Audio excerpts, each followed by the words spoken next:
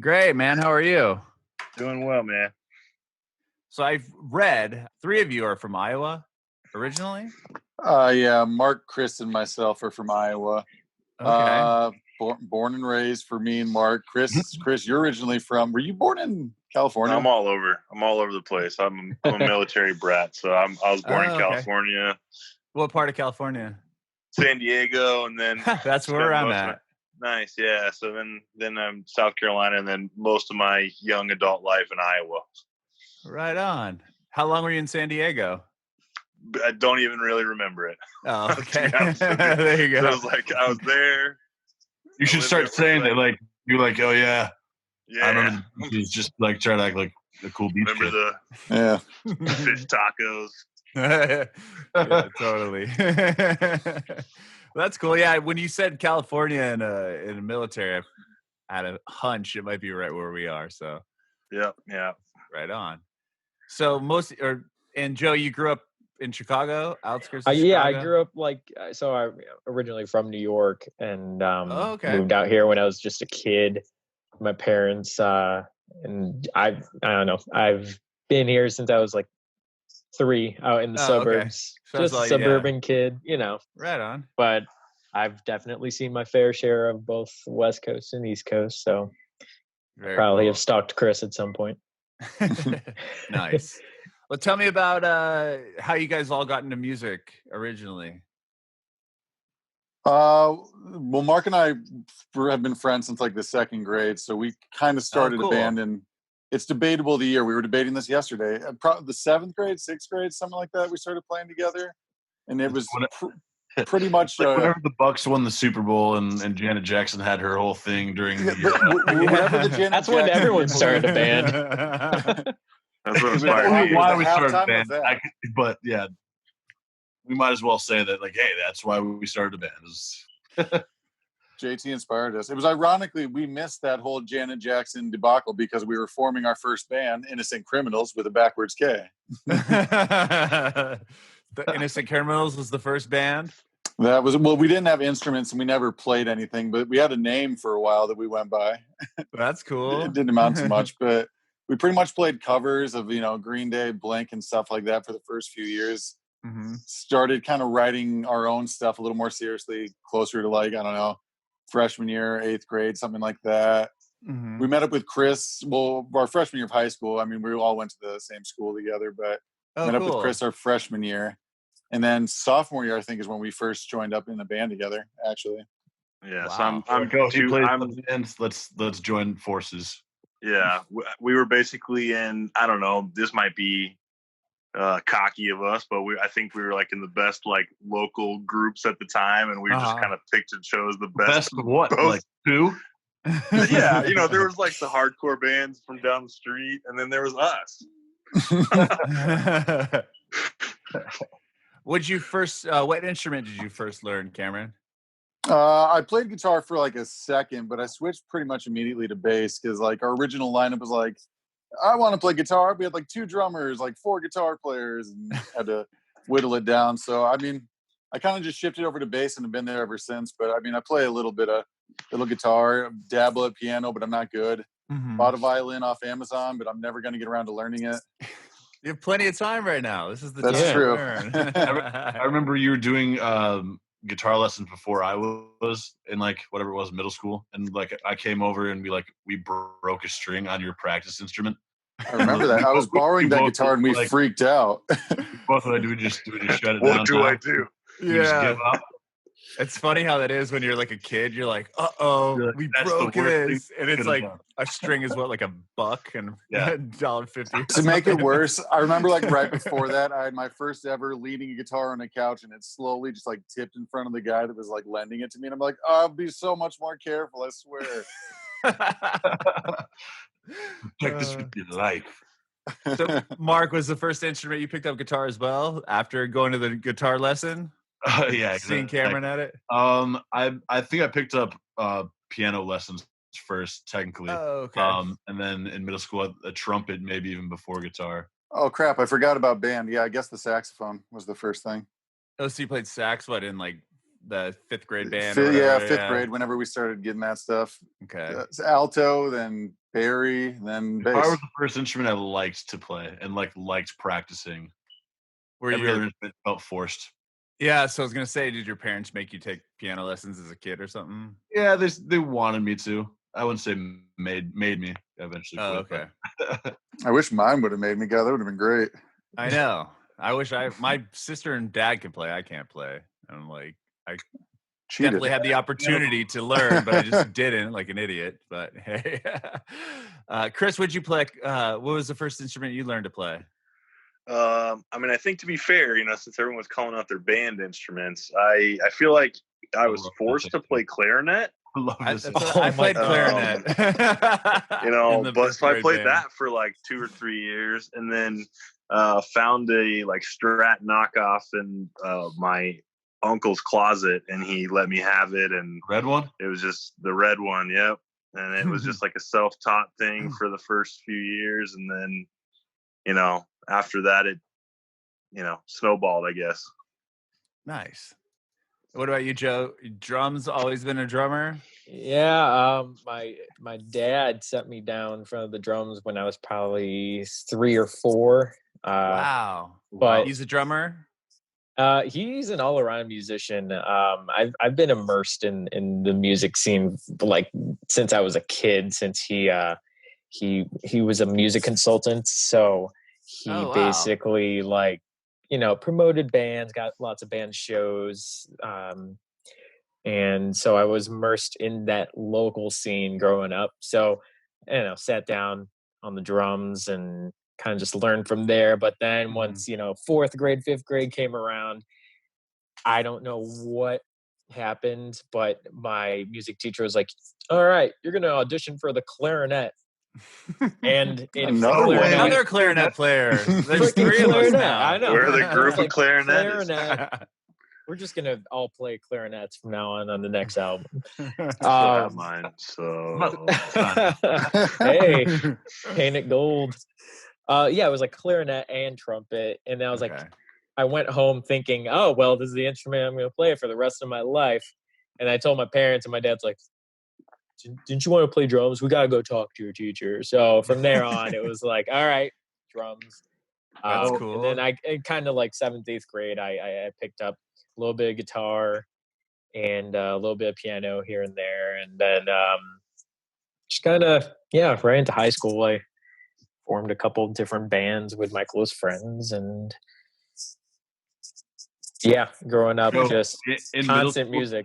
Did you have to learn go down a row of instruments and the music teacher showed you what was the best instrument you were at? Yeah, it was a row of instruments, and it's which one looks cool? I got you guys messed up. You're supposed to do bad at the ones you don't want. A perfect arpeggio. I didn't know what I was doing, Cameron. No, but hey, I know exactly what instrument we've all played. And it's definitely the recorder. The recorder, yeah. That's true. I still hot cross buns. Hot cross buns. Give me 30 seconds. I can figure out the Harry Potter theme. Oh, yeah. I've seen Cameron do it. I've seen him do it. I'll figure it out. That's awesome. You said your dad, Joe, is a music promoter. Did you get to go to the shows that he was booking? I actually, I don't know. I went in when I was just a little kid, I didn't really know or had a real interest in music. Mm-hmm. But he, out here in Chicago, he's seen a lot of people come through the music scene, and he's helped them out. Let's see, it's with people like Disturbed, Lucky Boys Confusion, and Fall Out Boy. Those are the top 3. Wow. And I've seen, oh geez, there's a lot of bands that have come through that he's had a chance to work with. And that's awesome. When I got in 7th and 8th grade, growing into that music scene back in 2004, that's when all the big pop punk bands were coming up. So that's when I was like, oh, well, this is cool. Maybe I'll give them a listen. And I'm forever a pop punk kid. Nice. A gift and a curse. Very much a curse. So I want to hear about so you guys, or at least Chris, Cameron, and Mark, you guys started bands in Iowa. Mm-hmm. And Mark and Cameron, you guys are in a band, and Chris, you're in another band. Did you guys all play with each other? Is that how you got to know each other? Or did you all or you went to the same high school, right? Yeah, so we came from like a small town in Iowa of like 5,000 people. So like one high school, but we were in two separate bands like up until sophomore year. We joined forces. There wasn't a huge music opportunity in Iowa at the time. It was a lot of either country or kind of metal were kind of the two like aspects. Don't give it too much credit. There was nothing. There wasn't a lot going on at the time. Yeah, I mean, we played the state fair. We played it well. We played twice shows. We played it as well as we could. The same day. The state fair. Wow. Same location as the Butter Cow. Look it up. We kind of knew that we had to sort of broaden our horizons just for a better chance at the whole music thing. So Chicago seemed like a good hub near us that just made sense. Yeah. So after high school, you guys all just decided, hey, let's move out to Chicago. Packed up and moved to Chicago. Pretty much.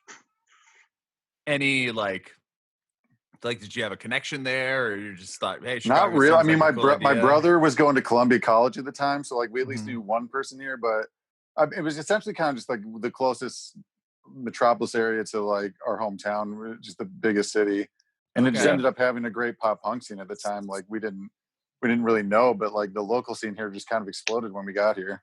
Yeah, yep. I mean, at least Chicago has Alkaline Trio and Lawrence Arms and a lot of bands out of there. So huge bands. Yeah, that's cool. So tell me, so you moved to Chicago. Like, did you just tell your parents, hey, we're gonna move, we're gonna start this band?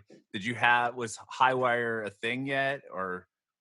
I think when we moved, our name was Steady at Last, ironically, and then and then it changed. We were on a Highwire for a few years in Chicago before we shortened it to Highwire. But I mean, all of our parents were pretty supportive of it. I mean, none of us had plans of going to college after moving. We were just kind of going to get jobs and work on our band and the music career. Mm-hmm. I mean, definitely it was a scary start. I mean, just finding jobs initially, I think was like the scariest thing about the whole move. It really took, by 2 months in, I'd say we're all pretty comfortable and open to the idea and thinking we can make it work. Uh-huh. Yeah, that must have been difficult. Moving out there, trying to find a job, find a place to live, and cough, a drummer. We didn't have. We did not have without a drummer. We're like, we'll find somebody. And a singer. I kind of totally forgot about that. We also didn't have a singer at the time. We were trying to audition someone to be a true front man. Okay. Wow. So when you guys moved with just the three of you, how long did it take? Did you have to audition other people before you found Joe, or how did you guys find Joe? Oh, that's a long journey for them. I was just here. It is. I was just waiting for them. Mark, you take this one. Yeah, we did like a whole audition process, singers, drummers. We've had a lot of just different people in the band over the years. But we finally found Adam, I think, after a few years in Chicago, right? 2013. We had like probably 2 years where our drummer was just my computer and like being a drum machine for like, I don't know, we played our fair share of backing tracks, drums. That's not fun. Would you guys play shows and stuff to the backing track? Oh yeah, we opened for Real Friends many years ago with a backing track drummer. That's awesome. No offense, Joe. I've never heard this before. Somebody do that before. It was Mac. Probably better than me. Mr. MacBook. It was accurate. Perfect. It was always dead on. Always in time. Never late. His first name was Mac. There were like Mac one or two scary moments where it would like glitch out on us and like kind of pause. We're kind of side-eyeing each other on stage. So tell me, how'd you eventually get Joe? Did you audition for the band, Joe? So we had a drummer before Joe. Adam was in the band for a few years. Was our main drummer for a while. We toured like across the Midwest. Played a bunch of shows in Chicago, and we met Joe through just playing shows with his bands. Red Light Compliance. Did we ever play with Radar? I'm not sure. I think we played Red Light Compliance mostly. Yeah, just Red Light Compliance. Radar, no. I think Red Light Compliance and Highwire's first show together was a basement show. And Nice. That was an awesome show. That was a fantastic. That was actually a really good night. It was for all of us. We ran into a bunch at Riot Fest, so we knew Joe just through the music scene. And when it came time for us and Adam to part ways for just mutual reasons, Joe was honestly the perfect fit. We had him fill in right at the end of Adam's little stint, and then it just kind of clicked. We were we needed a drummer.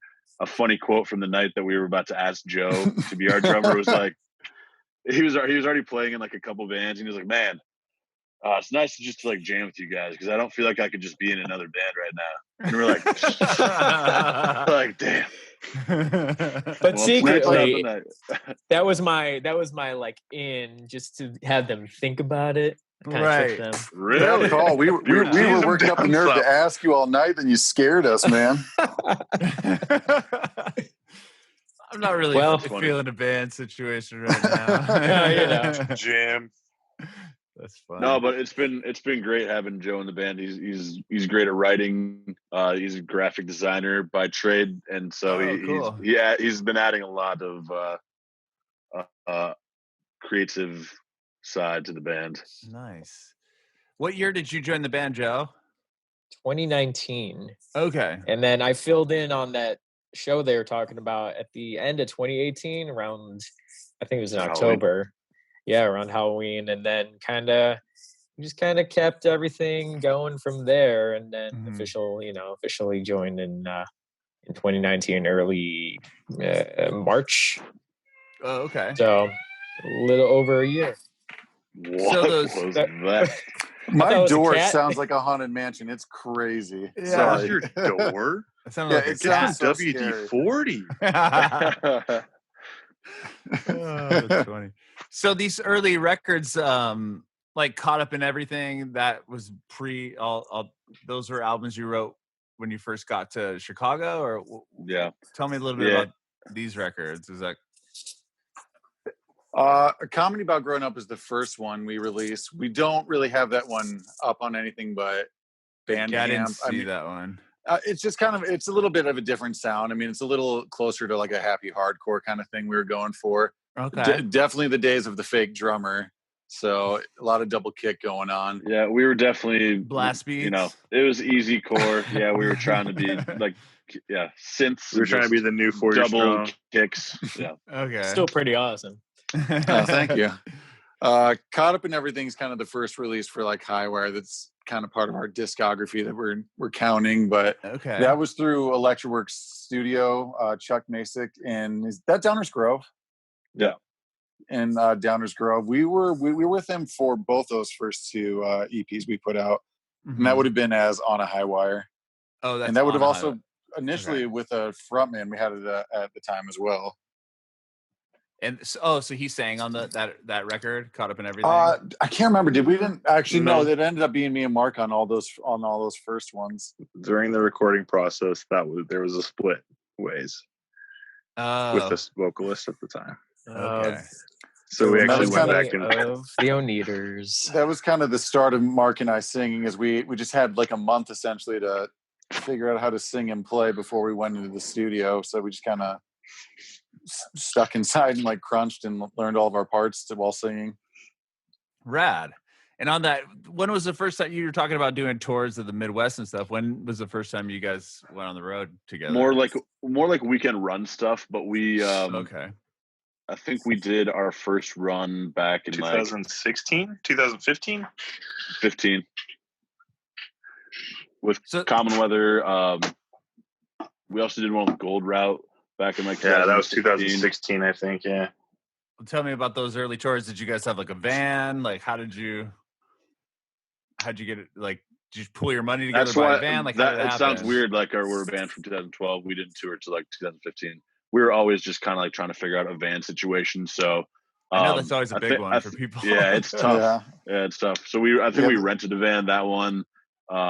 Those first few years we're kind of just fluttering, trying to figure out our band members and the front man of the band, and then since then it was just kind of battle of the vans and stuff. But Common Weather for our first Midwest run, we shared a van. Yeah, that was a rental, and that was a sketchy one because I'm pretty sure like the electrical for the van was like messed up, so the lights, the brake lights didn't work for the lights on the trailer.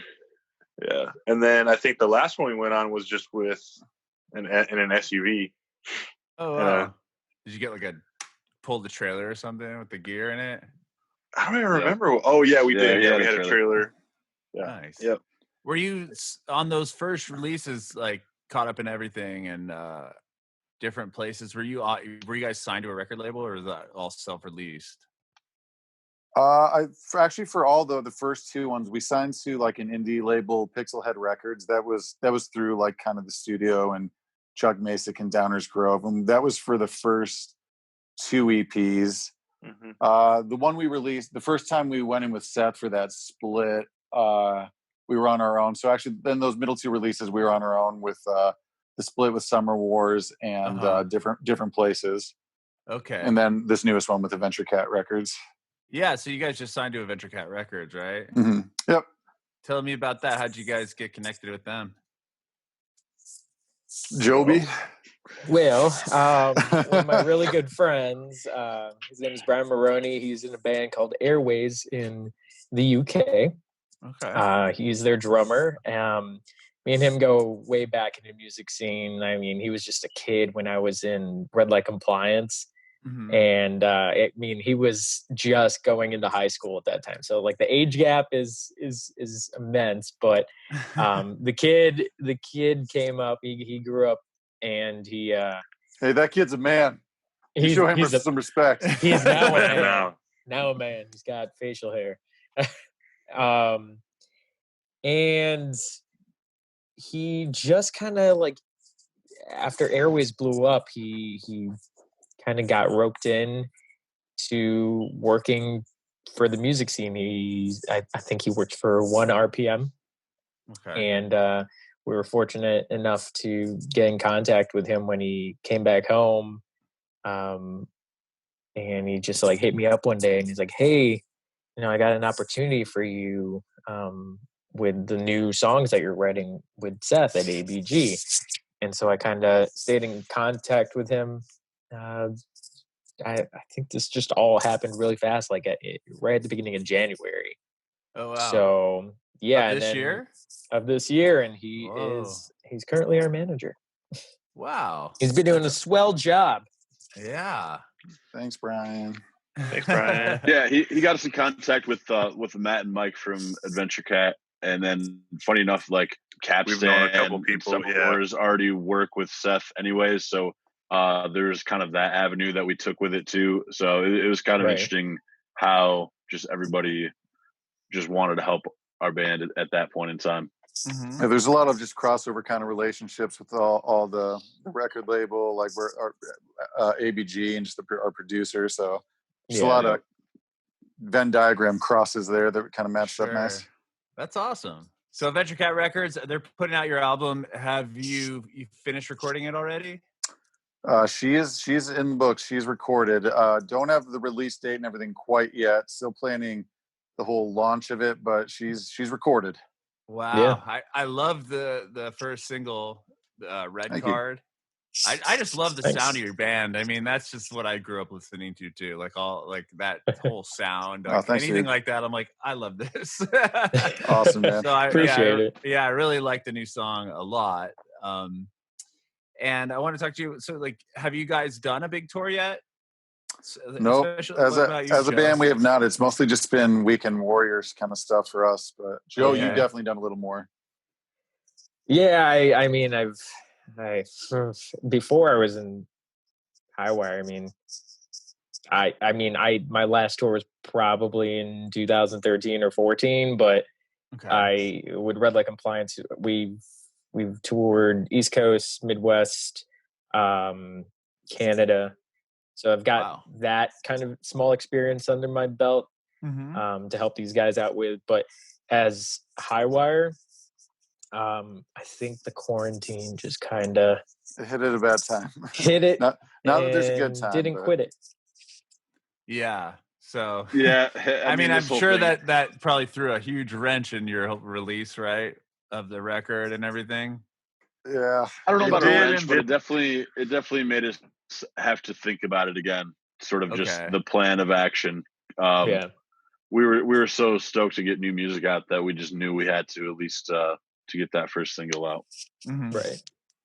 But as far as like you didn't like it didn't screw up like a tour and everything, like a whole package with not the album. Necessarily. It just seems kind of like everything's just kind of like on hold rather than like fell through. I would say everyone kind of it seems like Taylor Swift canceled her whole summer tour, so it's not like we're the only ones having to deal through this. We saw a bunch of everybody's going through it. So yeah, I know it's definitely a different world. That's for sure. It will be for a long time. So tell me about. We keep it positive. Yeah. I know, oh well. No. Okay. Yeah. Things will turn around, but like, just how society will be, I think it's going to be what are you interesting. Doing? You're just being realistic. It'll be fun. It'll be a great opportunity. So Joe, tell me about joining Highwire and like writing songs with the band for these guys for the first time.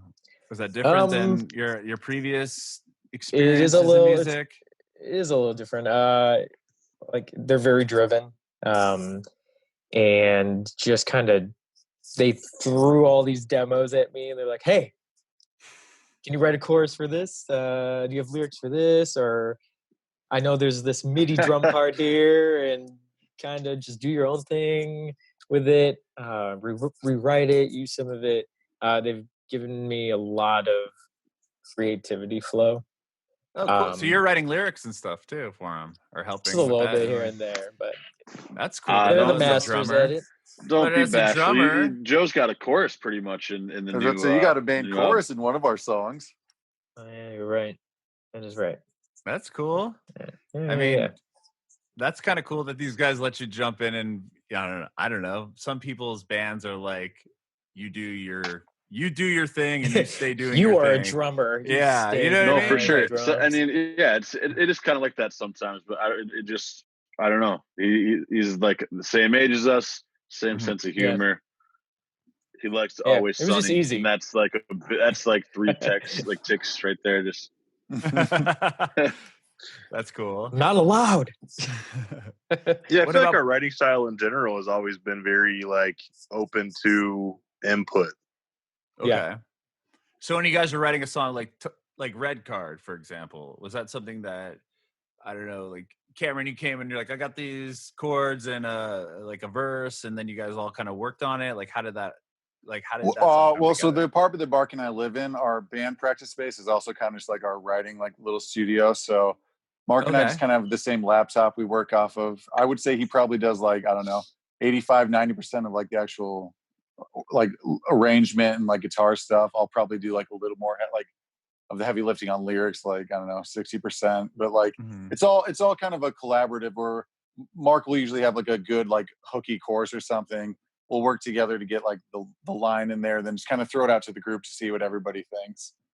People always ask like what comes first, like lyric or instruments. I think like 9.9 out of 10 we always start with instruments or like some sort of riff, and then write like a melody on top of that.